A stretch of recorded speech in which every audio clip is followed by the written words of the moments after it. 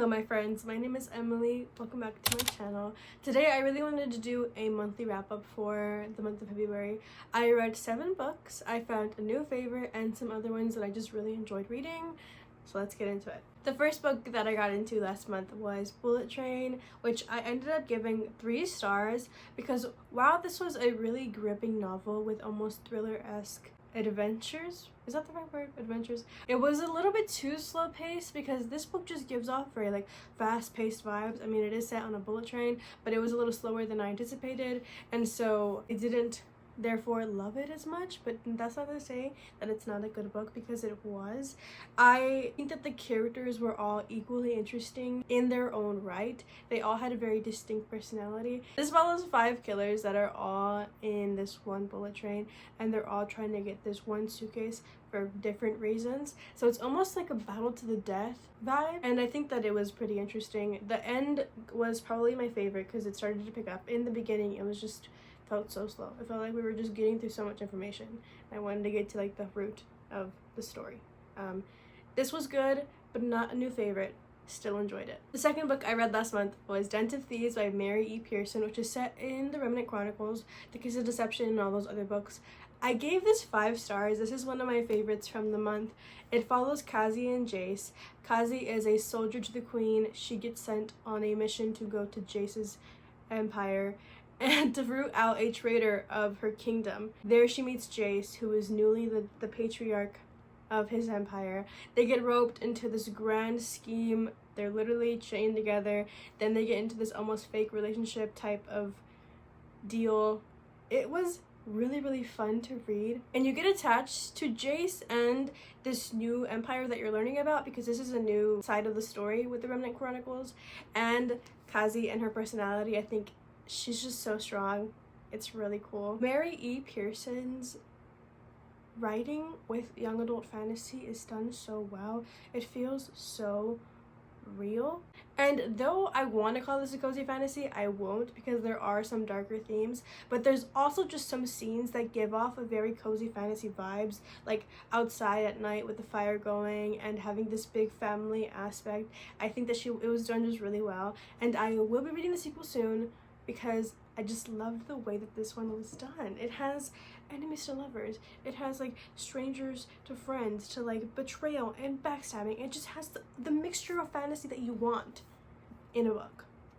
5 stars. The third book that I read in February was The Princess Trials, which I'm a little bit conflicted about because I bought this book on a bit of a gamble at a used bookstore. I thought that it was like a gem, like a hidden gem, because I read the synopsis and it's basically marketed as I was gonna say Survivor, not The Selection meets The Hunger Games, and those are 2 very big books to be compared to, and The Selection is one of my favorite books of all time, so I was a little bit wary. This honestly just follows like the same plot, because the prince is going to pick a new wife, and there's these castes, but they're not called castes, and she's at the very lowest level of caste, but she's also involved in this revolution type thing, which is another thing I'm gonna get into. But she wants to start a revolution, she wants to take down the rich people, and so she goes on this mission. She gets sent to the castle to go woo the prince. There's a lot of talk of revolution and change, but not a lot of doing. There's a lot less doing than I would like.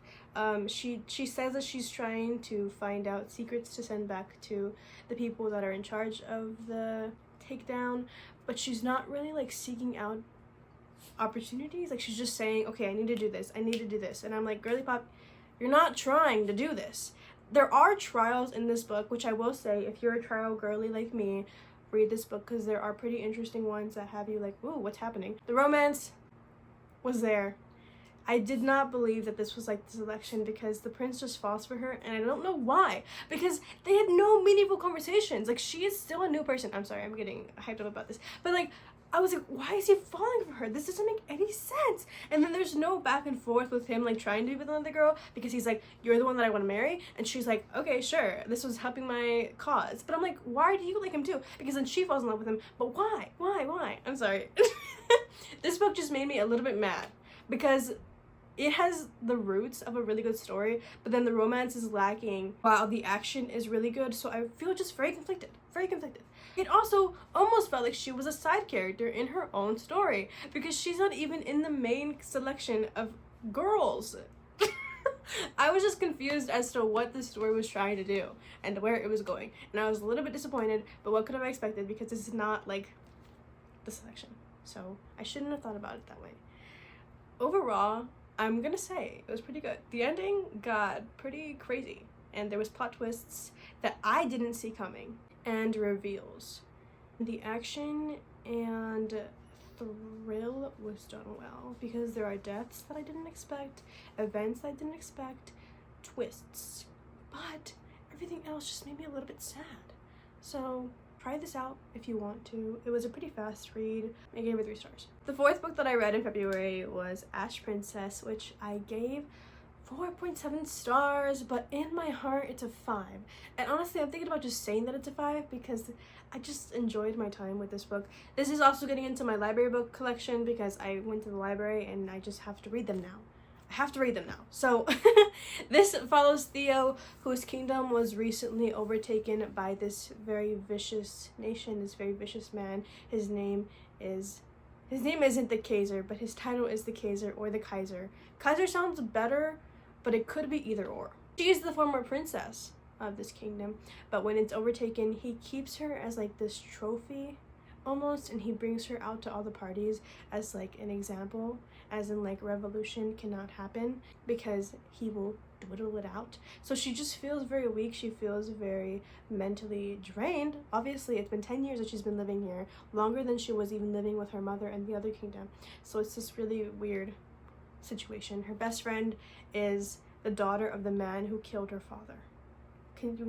Her best friend is the daughter. So the man that killed her mother, did I say father? The man who killed her mother, his daughter is her best friend because they grew up together. Really interesting dynamic, almost kind of like the Cruel Prince with Maddox. Anyways.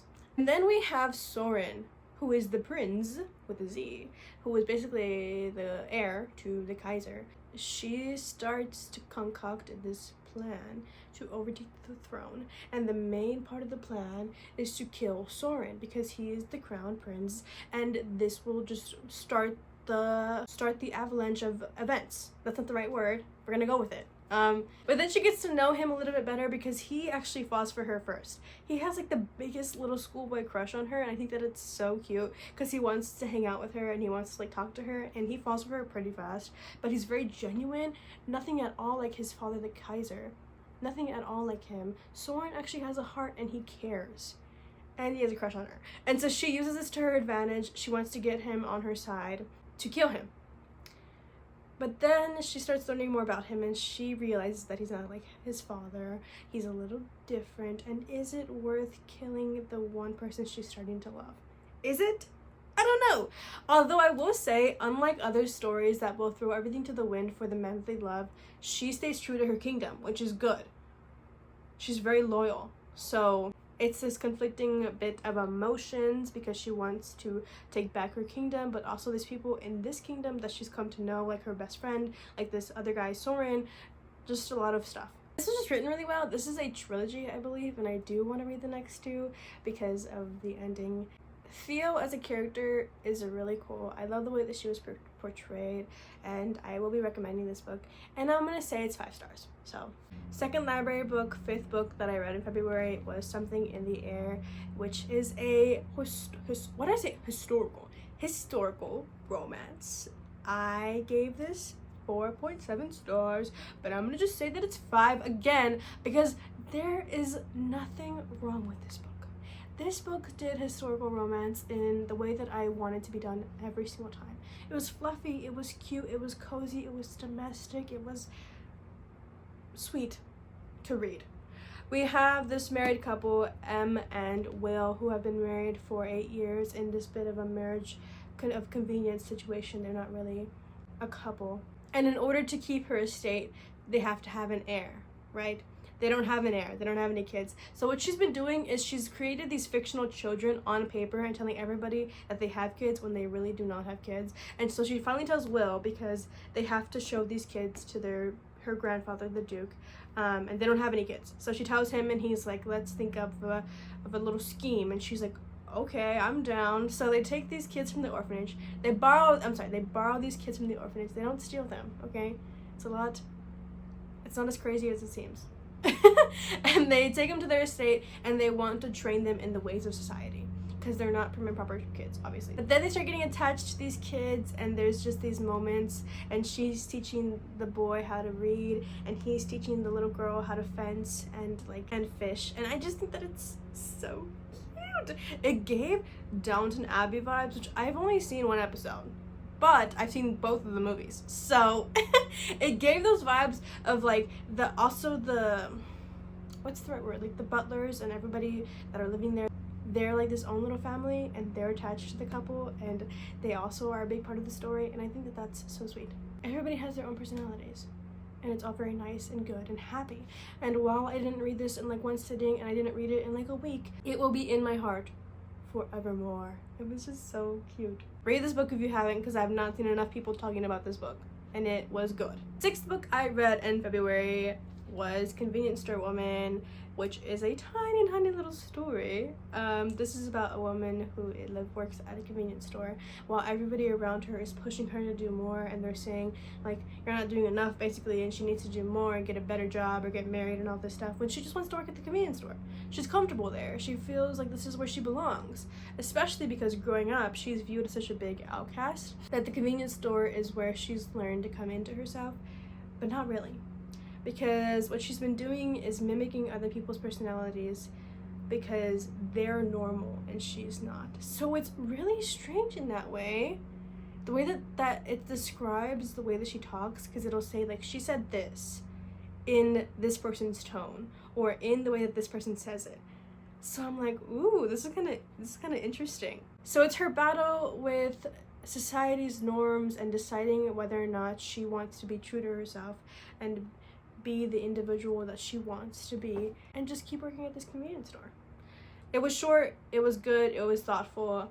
I gave this 4 stars because it was just a well-rounded story. The 7th and last book that I read in February was You've Reached Sam, which I gave 4 stars. I thought that this was gonna be like really sad to where I was crying like all the time, but I was not. Mind you, it is very sad though, because it deals so heavily with grief. We have Julie, who has recently lost her boyfriend Sam in an accident. He's passed away, and so she kind of shuts down immediately after. This is following like a week after. That whole week she was just out of it. She didn't go to his funeral, she didn't see him be buried, like, so she missed a lot of stuff, and she feels this very heavy guilt with his death because she thinks she has a part in it, almost. Then one night when she's having a particularly rough time, she decides to call him just to hear his voicemail one last time, but instead of his voicemail, he picks up. And from then on, they have these strange conversations. He doesn't know where he is, she doesn't know how this is happening, he doesn't know how this is happening, but he says that they need to have their last goodbye because they did not have one last goodbye. And it's her journey with closure, because she does not want to let him go. She is just latching on to him. She doesn't want to say goodbye. She wants these calls to last forever because she can't imagine a life without him in it. And she starts going back to school. She starts talking back with her friends.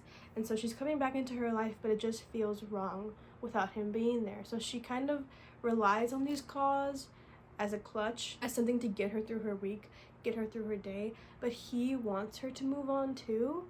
So that part is really sad, and then the ending was just so sad, and I was like, how is this gonna end? But overall, I think that it wasn't as sad as I thought it was gonna be. Also, I don't know if it's the writing style, but I felt kind of detached from Julie as a main character. It just felt like a lot of I did this, and then I did this, and then I felt this way, but it didn't feel very personal, even though it was first person point of view. I wish that it was a little bit deeper in that aspect.